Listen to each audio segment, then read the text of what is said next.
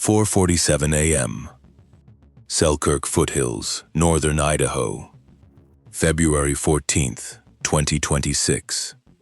Temperature, 9 degrees Fahrenheit. 12 agents moved in single file across frozen ground toward a padlocked gate. Their boots made no sound on packed snow. Breath fogged and dissipated before the next step. No one spoke. Hand signals only. The tree line on the left offered concealment. The agents used it, staying in the shadow where birch trunks broke sight lines from the main structures.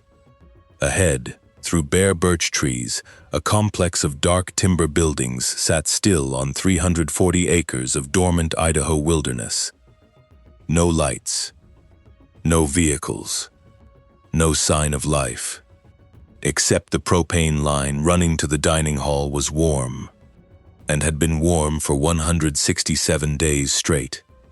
U.S. Marshals and Homeland Security investigations had been building this case since October of 2025. Idaho State Police brought the tactical team. What they were walking toward, what waited beneath the dining hall floor, was a converted root cellar, and 5 children who had not seen sunlight since autumn. The operation had no code name.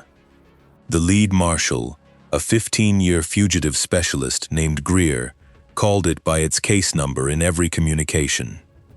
That precision mattered, because almost nothing about this case was straightforward. It began not with a tip, not with surveillance, not with an informant. It began with a spreadsheet, and a propane auditor who almost didn't send the email.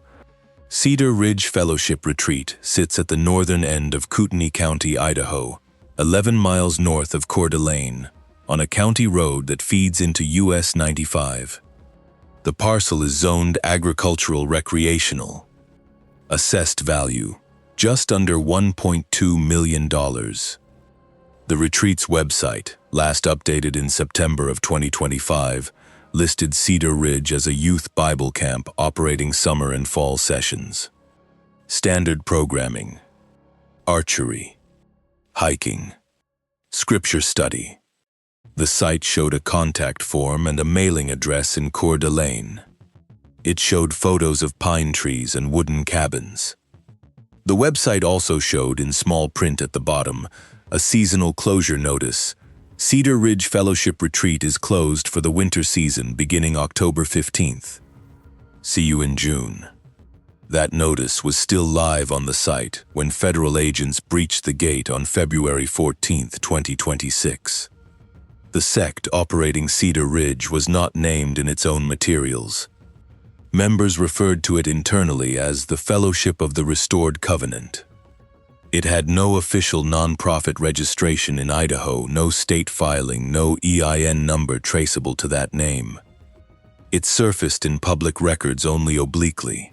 A church bulletin from Spokane County, dated 2019, referenced affiliated covenant communities in the Pacific Northwest. A real estate transfer in 2023 moved the Cedar Ridge parcel from a limited liability company registered in Nevada to a private trust with a Coeur d'Alene mailing address. The trustee name on that transfer, Brother Elias Crane. That name would become central. But in October of 2025, nobody in law enforcement was looking at Elias Crane. Nobody was looking at Cedar Ridge. The property was dormant. The gate was padlocked. The county assessor's records showed the parcel inactive. As far as every government database was concerned, Cedar Ridge Fellowship Retreat was closed for winter. The propane kept burning anyway. Margot Selby had worked as a route auditor for a regional propane distribution company based in Spokane for 6 years. Her job was straightforward. She reviewed delivery tickets, checked route efficiency, flagged anomalies in billing. Most anomalies were routine. A driver marked a delivery complete without a signature. A meter reading didn't match the prior month. A commercial account billed residential rates by mistake. The work required patience. You learned the rhythms of accounts, their seasonal spikes, their predictable lulls, and noticed when something broke the pattern without obvious reason. Selby was good at that. In early July of 2025, Selby was working through a backlog of delivery records from the previous quarter. She noticed a Cedar Ridge Fellowship retreat ticket from the prior February, 840 gallons, delivered on a Tuesday. Large order. Standard for a camp running a full winter session. Except the camp's account was flagged seasonal inactive, going back to November of 2024. The delivery had gone out anyway. A driver had processed it under an override authorization signed by the regional manager. That alone might have been nothing. Override authorizations happened. Accounts got reactivated, especially when clients called and paid in advance. But Selby kept looking. She pulled the full account history. February of 2025, 840 gallons. April of 2025, 720 gallons. June of 2025, 600 gallons. 3 deliveries over 5 months. Combined total, 2,160 gallons. All to a camp that was listed closed since October of 2024. Selby did the math that took about 90 seconds. 2,160 gallons, over roughly 150 days. That was a burn rate consistent with multiple people living there. Not a caretaker checking pipes. Not a security system. Multiple people, continuously, through an Idaho winter and into spring. She thought, unpaid workers. A situation where labor was being held. She had read about cases like that, agricultural workers held on remote properties, wages withheld. She wasn't certain, but the numbers didn't fit a closed camp, and she had a portal to use. She sent an email to the Department of Labor's Wage and Hour Tip portal on July 8, 2025. The email was 3 paragraphs. She attached the delivery records. She did not follow up. She did not know what happened next. What happened next took 3 months. The DOL tip portal receives several hundred submissions per week. Most are labor complaints, unpaid overtime, misclassified contractors, withheld wages. Most are processed by analysts who sort them by industry, location, and apparent severity. Selby's email was initially categorized as a potential labor violation, agricultural or residential sector, Kootenai County, Idaho. It sat in a queue for 18 days before an analyst named Devereaux flagged it for secondary review. Not because of the propane numbers specifically. Because of one additional item Selby had included at the bottom of her email, almost as an afterthought. She had noted that the Cedar Ridge delivery address was cross-referenced in her company's system to a residential address in Coeur d'Alene, under a name she had noticed on the override authorization. The name was Elias Crane. Devereaux ran that name through standard interagency data sharing protocols. The results came back within 4 hours. Elias Crane, date of birth, March 3, 1968, had an open federal fugitive warrant issued out of the Eastern District of Washington. The warrant was 19 months old. It related to a 2023 federal indictment on charges of wire fraud and interstate flight to avoid prosecution. Crane had failed to appear for a scheduled sentencing hearing in August of 2024 and had not been located since. The DOL tip was no longer a labor complaint. Devereaux forwarded the file to the U.S. Marshals Service Fugitive Task Force in Spokane that same afternoon. The task force assigned the case to Deputy Marshal Greer. She had worked fugitive apprehension for 15 years, mostly in the inland Northwest, a region with particular patterns of remote property concealment and rural warrant evaders. She knew Kootenai County. She had worked a case in the Selkirk foothills 8 years earlier. Greer pulled Crane's prior federal case. Wire fraud. a scheme involving a charitable organization that had solicited donations for a youth ministry program and diverted the funds. The indictment was dry reading, but one paragraph near the end described a co-conspirator listed only as Individual A, an adult female who had been granted immunity in exchange for cooperation. That cooperation had produced testimony describing Crane's leadership of a closed community in the Pacific Northwest, one that maintained discipline through isolation and restricted outside communication. Greer read that paragraph twice. Then she called HSI. Homeland Security Investigations had existing interest in the Fellowship of the Restored Covenant. An HSI field agent in Missoula had been tracking 2 missing persons reports filed with the Flathead County Sheriff's Office in Montana in September of 2025. Emma and Daniel Whitehorse, ages 12 and 9, reported missing from the Flathead Reservation. The reports described them as having been removed by adults claiming affiliation with a religious organization. The circumstances were consistent with HSI's tracking of victims transported across state lines without lawful custody. Separately, the Spokane County Sheriff's Office had an open file on 3 missing persons: the Alvarez siblings, ages 7, 10, and 14, who had disappeared in late August of 2025 during a contentious family custody dispute. The father, Ray Voss, had claimed a religious identity change and affiliated himself with what he called the Covenant community. He took the siblings during an unsupervised visit and did not return them. 5 missing victims: 3 from Spokane, 2 from the Flathead Reservation, all connected by varying threads to the Fellowship of the Restored Covenant and to Elias Crane.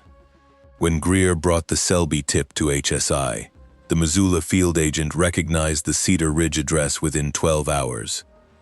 A contact in the Flathead community had mentioned, in a prior interview, that Emma and Daniel Whitehorse had been taken to a camp in the mountains near Coeur d'Alene. That detail had been listed in the case notes but not yet corroborated. It was corroborated now. The strange part about this case, and this struck everyone who worked it, is that the whole thing hinged on an email that almost wasn't sent. Selby told investigators later that she had drafted the message twice, deleted it once, and nearly concluded that propane deliveries were not her business. She sent it because her supervisor had, months earlier, encouraged the team to use the government tip portals for anything irregular. She thought she was reporting an employer cheating seasonal workers out of wages. She had no idea what was actually happening on that property. One detail that stuck throughout the investigation: the propane delivery records showed a steady decline in volume. 840 gallons in February, 720 in April, 600 in June. Not because occupancy was shrinking, because the compound had become more efficient. Crane's people had learned to conserve fuel. They were preparing to stay longer. Before the warrant applications were filed, and before surveillance equipment touched the Cedar Ridge property line, Greer spent 2 weeks building a picture of the fellowship structure from open sources and prior case materials. This phase of the investigation rarely gets discussed because it produced no dramatic break, no intercept, no informant, no confrontation. It was document work. Cross-referencing public filings in Idaho, Washington, Oregon, and Nevada, pulling in corporation records, running utility account histories against names that surfaced in the 2023 wire fraud indictment. What that work produced was a partial organizational map. The fellowship operated through rotating shell entities, limited liability companies registered in Nevada and Wyoming, charitable trusts filed under names bearing no obvious relationship to the group, mailing addresses that changed on an 18 to 24-month cycle. The pattern was consistent with deliberate concealment of financial flows, not sophisticated by corporate fraud standards. but adequate to slow an investigator who didn't already know what to look for. Greer found 3 names in addition to Crane that appeared across multiple entities. A woman identified in records as Sister Ruth Hale, whose legal name was Margaret Hale, and whose last known address was a post office box in Spokane. A man named Thomas Birch, who had been named in the 2023 indictment as a minor co-conspirator and had pleaded to a single misdemeanor count, and a third individual, listed in real estate records only by initials, J.W., who had co-signed a document transferring equipment to the Cedar Ridge property in 2024.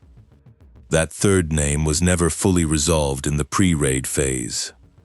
Investigators believed J.W. was on the property. They did not have a positive identification. That gap, one unidentified adult in the compound, was one of the factors that made the tactical planning complicated. You account for what you know. The unknowns shape the margins. Greer also ran a financial trace on the propane payments themselves. The invoices had been paid on time, every delivery, by electronic transfer from an account held in the name of a charitable trust registered in Coeur d'Alene. The trust had been funded through wire transfers from 3 separate accounts over an 18-month period. One originating account traced back to a church in eastern Washington that had received donations designated for a youth spiritual formation program. The donations were modest individually. In aggregate, they totaled just under $40,000.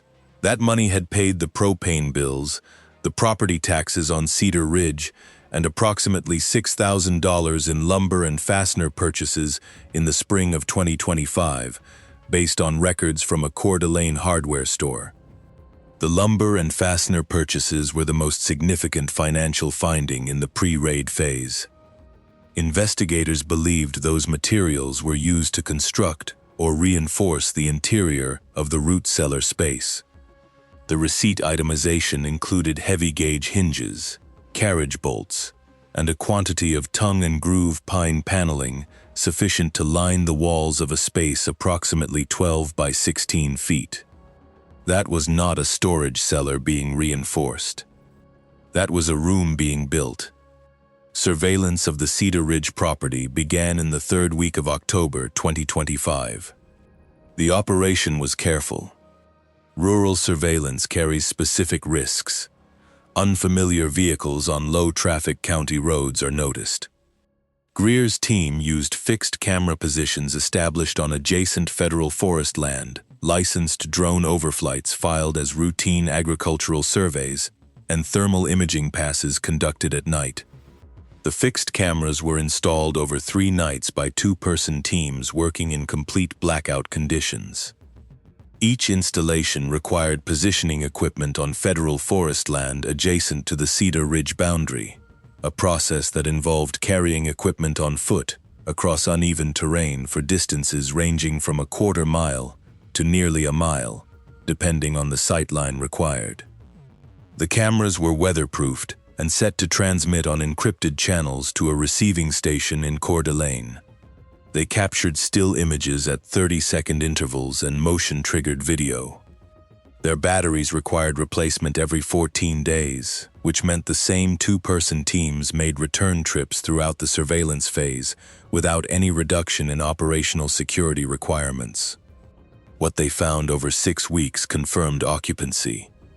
Heat signatures consistent with multiple adult individuals, and at least 2 smaller heat profiles in the main dining hall structure. Smoke from a wood-burning stove in the eastern dormitory cabin. Vehicle movement, twice in 6 weeks, a dark pickup departing and returning through the padlocked gate, using what appeared to be a secondary track on the northern edge of the property. No visual confirmation of the missing. Not yet. Obstacle 1 arrived early. The thermal imaging that had produced the most useful data, a nighttime pass in late October that showed clear heat signatures in the dining hall basement area, was conducted by a contracted operator using equipment that malfunctioned on the second pass. The malfunction destroyed 3 weeks of follow-up imaging data. The team had to rebuild the occupancy picture from fixed cameras and periodic drone overflights. It added 4 weeks to the surveillance phase and created uncertainty about where exactly the victims were being held within the structure. Coeur decided to proceed without complete structural information rather than risk compromising the operation by requesting building permits, which would have flagged the inquiry with local authorities and potentially leaked back to Crane's community. She briefed the tactical team on incomplete floor plans and relied on the thermal data they had from the first pass: basement area beneath the dining hall, high probability of occupancy. Federal warrants were applied for in late November 2025. The application covered a search of the Cedar Ridge property, arrest of Elias Crane on the existing fugitive warrant, and additional probable cause related to HSI's investigation into the missing Whitehorse siblings. A federal magistrate in Boise reviewed the application and issued the warrants on December 4, 2025. Then the operation paused. Not by choice. Here is the part that does not make the case summaries. 3 days after the warrants issued, an unrelated arrest in Spokane produced a defendant who, during a cooperation interview, mentioned the Fellowship of the Restored Covenant. He described it as a community he had briefly been associated with, one that moved people around. He mentioned Cedar Ridge by name. He mentioned that Crane had, as of early November, expressed concern about outside attention and had discussed moving the community again in the spring. Coeur had warrants. She also now had intelligence suggesting Crane might move the operation before spring. She had to recalibrate the timeline. The option to execute immediately, before Christmas of 2025, was considered and rejected. The reason was temperature. Ground conditions in the Selkirk foothills in December can drop to -15 Fahrenheit. A pre-dawn tactical approach across open ground to a fortified compound, with unknown internal structure, and at least 5 victims whose condition and location within the structure were uncertain, carried serious risk of harm if the operation extended. Medical staging in winter conditions at a remote property that far from a hospital added time constraints the tactical plan couldn't fully accommodate. The decision was made to hold until February, when temperature ranges would be marginally better and ground conditions more predictable. It was a deliberate choice, not a bureaucratic delay. Coeur documented it in writing. She knew what the decision meant: 6 more weeks. What strikes us about this case is the weight of that calculation. 6 additional weeks on that property for the 5 recovered, against the risk of a tactical failure in December conditions that could have made everything worse. That is not a comfortable decision. It is the kind of calculation that rarely appears in press releases. The second obstacle came 2 weeks before the planned raid. On January 29, 2026, a propane delivery to Cedar Ridge, the 4th in the sequence, an order for 540 gallons, was scheduled for completion. The concern was the driver. The same route driver had made all 3 prior deliveries. He had been, unknowingly, providing the operational profile that built the case. If he noticed something unusual on this delivery, a federal surveillance vehicle, an aircraft, anything, and mentioned it casually to anyone connected to the compound, the operation was burned. Coeur coordinated with the propane company's management under a non-disclosure agreement. The delivery was completed on schedule using the same driver who was not briefed on the investigation. Surveillance stood down within visual range of the delivery route for the 45 minutes it took to complete. The driver arrived, transferred the propane, obtained a signature from an adult male at the gate, and departed. The surveillance team re-established positions 90 minutes later. That adult male at the gate was later identified as one of the 7 adult members of the compound. In the week following the January propane delivery, with the raid date locked, investigators made a final attempt to fill the structural gap that had persisted since the thermal equipment failure in October. An architectural historian at the University of Idaho was contacted under a consultation agreement and provided with the property's construction date, general footprint dimensions from county records, and photographs of the dining hall exterior, taken covertly during drone overflights. The historian was not told why the information was needed. She was asked only whether a root cellar or below-grade storage space was typical for a structure of that type, built in that era, in that climate region. Her response took 2 days. Yes, she said. Cellar storage was common in church retreat structures, built in North Idaho in the 1960s, particularly in larger dining facilities that needed cold storage for provisions across multi-week sessions.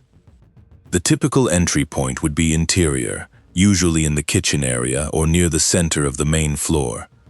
Exterior access was possible, but less common for that type of construction. She noted that if the structure had been modified after original construction, the cellar entrance could have been relocated. That consultation could not tell Coeur exactly where the panel was, but it narrowed the search to the interior floor and significantly increased the team's confidence that the entry point would be accessible without breaching exterior walls. That mattered enormously for the tactical approach. Breaching exterior walls in a structure where the victims were present and whose exact location within the cellar was unknown was a last resort. If the entry was interior, the team could control the approach. The raid date was set for February 14, 2026. Not a symbolic choice. It was the first date that satisfied all the operational requirements: temperature above 0 Fahrenheit, ground frozen hard enough to support vehicle staging, warrant validity window, and coordination alignment among the 3 agencies. Put yourself in Coeur's position at 3:45 a.m. on February 14th. You have a case built on a propane spreadsheet, a DOL tip, an 18-month-old federal warrant, and 6 weeks of thermal surveillance that could not fully confirm where the missing were inside the structure. You have a tactical stack of 12, plus Idaho State Police for perimeter and medical staging. You have a chapel where your fugitive is most likely located at this hour, and a converted root cellar under the dining hall where 5 victims may or may not still be present. You are walking across 9-degree frozen ground in the dark. And everything depends on the next 40 minutes going exactly as planned. Coeur's team had one critical piece of information they had not been able to fully verify: the root cellar entrance. The thermal data from the October pass showed heat concentrations in the basement area of the dining hall. A root cellar was a logical hypothesis. The property had been built in the 1960s as a church retreat, and root cellars under dining structures were common in that era. But the team had no architectural drawings of the dining hall, and no confirmation of how the cellar was accessed from inside. 12 minutes before breach, the tactical team leader reported to Coeur that one agent had identified a utility conduit on the exterior eastern wall of the dining hall that was inconsistent with the building's other exterior features. It was a ventilation stack. Recent. Added within the last few years. Its diameter was consistent with providing air exchange for a below-ground occupied space. That was the confirmation. The missing were below the dining hall floor. The breach plan was adjusted in those 12 minutes. 2 agents would hold the dining hall exterior and the ventilation stack. The main stack would split, 4 agents to the chapel to take crane, 4 agents to the dormitory cabins for the remaining adults, and 4 agents directly into the dining hall, with the understanding that a cellar entrance would be somewhere on the interior floor. Coeur gave the signal at 4:47 a.m. The chapel team reached Elias Crane at the front door of the structure. He was awake. He was standing in the doorway, as if he had heard them coming. Later analysis of cell phone records would show he had not made any outbound calls in the preceding 8 hours. He had simply woken early, as he apparently did most mornings, and stepped outside into the cold. He was taken without resistance. He did not speak during the arrest. He did not ask questions. He looked, according to two agents who were present, neither surprised nor frightened. He looked, in the word one agent used in his written account, resigned. His hands were cuffed behind his back.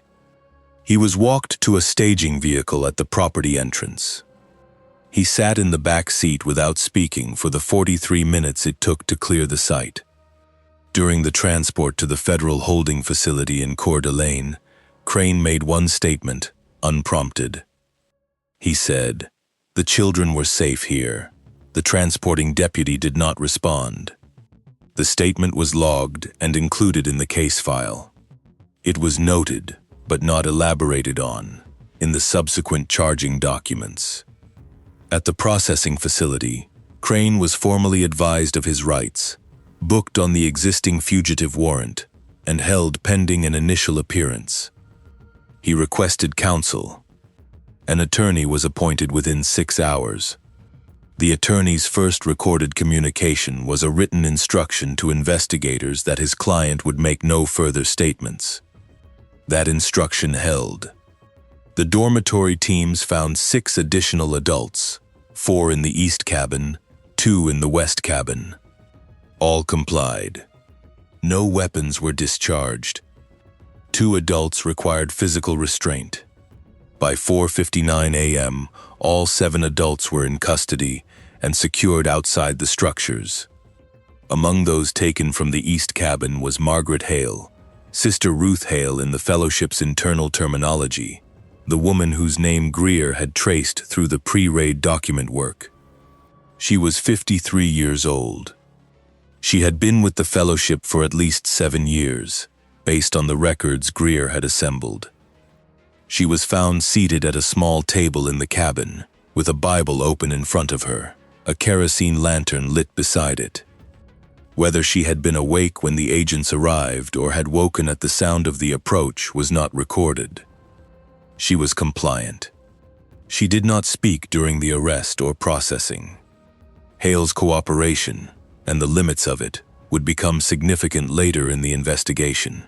She was the only adult taken at Cedar Ridge who agreed, after consulting with an attorney, to speak with investigators.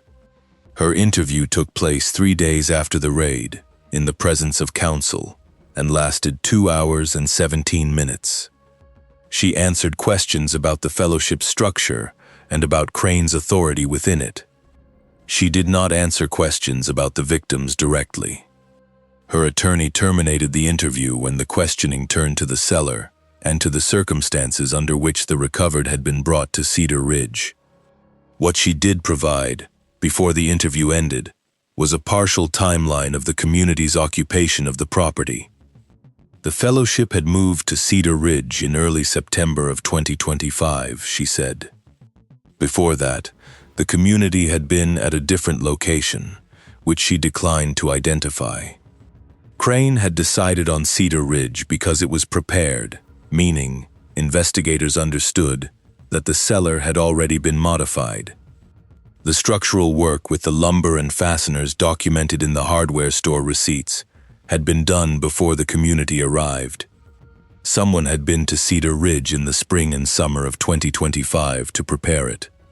That information opened a new question that the case file had not previously addressed. Who had done the preparation work, and were they among the 7 arrested, or were they someone else entirely? The dining hall team had 12 minutes of work that no case file fully captures. The interior of the dining hall had been reconfigured. Tables and chairs were stacked against the western wall. The center of the floor was covered by a large area rug.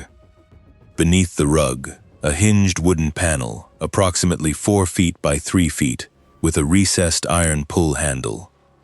The panel was not locked from the outside. It was latched from below. An agent knocked on the panel. 3 times, evenly spaced. Silence. Then, after perhaps 20 seconds, the latch moved. The panel lifted from below, about 2 inches, and stopped. A voice, small, careful, said, "Is it the police?" It took 4 minutes to bring all 5 of them up from the cellar. They emerged one at a time into the dining hall. They were clothed.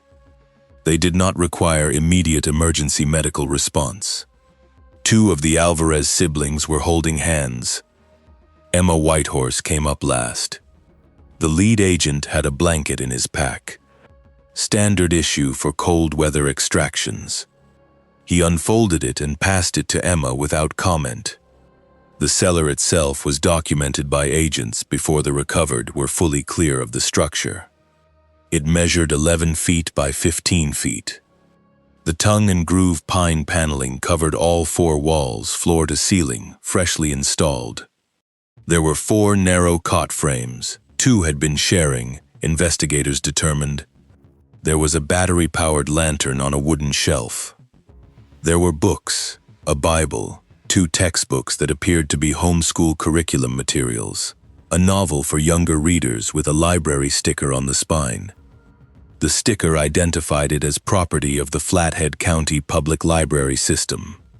Emma Whitehorse's name was written on the inside cover in pencil, in a child's handwriting. There was a plastic storage bin containing art supplies, colored pencils, a sketchbook, loose sheets of drawing paper. The drawings on the loose sheets showed mountains, trees, and figures that might have been people or might have been animals. One drawing, on a half sheet of notebook paper, showed a door with light coming through the crack at the bottom. The figures in that drawing stood very close to the door. The drawing was included in the evidence inventory. It appears in the case file as item 47. The medical team, staged in vehicles at the property entrance, received all 5 within 20 minutes of the initial breach. Assessment took place on site. All 5 were transported by vehicle, not air, to a medical facility in Coeur for evaluation. The drive took 31 minutes. The Alvarez siblings' mother was reached by phone at 5:41 a.m. Pacific Time. She had reported the missing 172 days earlier. The call lasted 9 minutes. The Spokane investigator who made the call described it in his field notes as difficult to complete. The Whitehorse family was notified through the Flathead Reservation's tribal liaison before 6 a.m. The grandmother had kept a light on in her kitchen window every night since September. That detail appears nowhere in the federal case file. A community advocate mentioned it to a local reporter 3 weeks later. Here is what the case established by nightfall on February 14, 2026. Elias Crane was in federal custody on the existing fugitive warrant, plus new charges. The additional charges, filed in the District of Idaho, included conspiracy to commit federal kidnapping, interstate transportation of minors, and obstruction. 6 additional adults faced related charges: unlawful restraint, conspiracy, and in 2 cases, harboring a federal fugitive.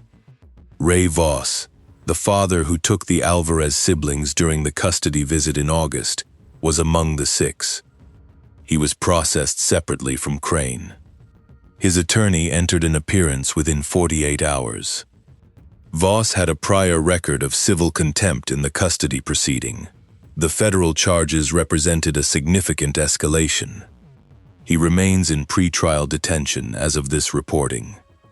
The Fellowship of the Restored Covenant, as an organizational structure, did not survive the raid. Its physical infrastructure, Cedar Ridge, was seized under federal asset forfeiture provisions, pending the outcome of the criminal proceedings. The Coeur d'Alene mailing address associated with Crane's trust dissolved within 72 hours of the arrest, presumably by remaining affiliates who were not on the property. Those individuals have not been identified. Here is the detail that stuck with every investigator on this case. When the tactical team pulled the dining hall rug back and found the cellar panel, one agent noted that the latch on the underside was improvised. It was a bent nail, looped through a bracket that had been screwed into the wood. It could be lifted from inside. It could not be locked from outside. Whoever had designed the cellar access had made a specific choice. The victims could, in theory, have opened that panel themselves at any point. They had not. Whether from fear, from instruction, or from something else, they had not. The panel stayed latched until an agent knocked 3 times. Because we've gone back to that detail more than once. The lock that wasn't a lock. The door that wasn't locked. And 5 people who waited 167 days for someone to knock. Unpopular opinion, and we'll say it plainly. The 19-month gap between Crane's failure to appear in August of 2024 and his arrest in February of 2026 represents a systemic failure that cost something real. The federal warrant was active. The community was documented in prior court proceedings. An 18-month timeline for a known individual running a compound with missing victims in it is not a success story with an unfortunate delay.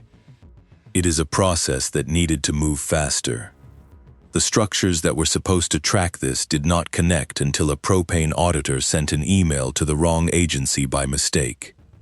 Margot Selby received a handwritten thank you note from Deputy Marshal Greer approximately 3 weeks after the raid.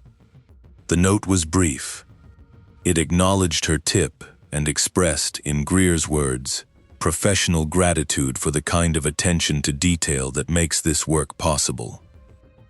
Selby's name did not appear in the agency press release.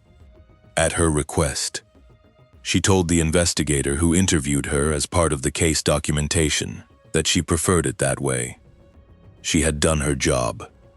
She had flagged a number that didn't fit. That was all. The press release, issued jointly by the U.S. Marshals Service and HSI on February 16, 2026, described the operation in 4 paragraphs. It named Crane. It named the charges. It confirmed that 5 victims had been recovered and were in the care of appropriate authorities. It described the investigative lead as a financial anomaly identified through an interagency tip. 8 words for what Selby had done. The case that followed. The 167 days. The network structure of the Fellowship of the Restored Covenant beyond Cedar Ridge remains partially mapped. Investigators identified correspondence on Crane's personal devices referencing at least 2 additional affiliated properties, one described as being in eastern Oregon, one referenced only as the Northern Cabin, without location specificity. Neither property has been identified and searched as of this reporting. Whether those properties were occupied, whether they remain connected to Covenant members who were not arrested at Cedar Ridge, and whether they involve additional missing persons, those questions remain unanswered. The missing persons databases still carry several open cases from the Pacific Northwest, involving individuals who were, at some point, associated with Covenant-adjacent communities. How many of those cases connect to Crane's network remains unresolved. Have you ever looked at a number that didn't fit, a line item in a spreadsheet, a bill that seemed off, something in a routine document that sat wrong? Most people assume that sort of thing is someone else's problem to flag. The evidence in this case tells a different story. The Cedar Ridge investigation closed with 7 arrests. 5 victims recovered. 1 fugitive captured. What it did not close, the Eastern Oregon property. The Northern Cabin. The names in the open missing persons files who may or may not have passed through Covenant communities in the last 3 years. The additional Covenant affiliates who left no digital trace after February 14th. Crane's trial date has been set. The charges are federal and the evidence record is substantial. Conviction on the kidnapping conspiracy count carries a mandatory minimum. The dining hall at Cedar Ridge is sealed under federal order. The root cellar beneath it is documented in the case file. The propane connection to the main building was capped and tagged as evidence. The padlock on the front gate was replaced.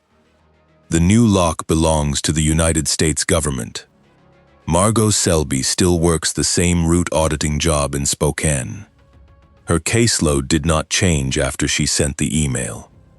Her supervisor mentioned the case at a staff meeting in March of 2026. Selby did not comment. She returned to her spreadsheets. Somewhere on her desk, there is presumably a next anomaly. A number that doesn't fit. A closed account burning fuel it shouldn't. Whether it leads anywhere, that depends on whether someone decides it's worth the email. The investigation is recorded as closed. The questions it opened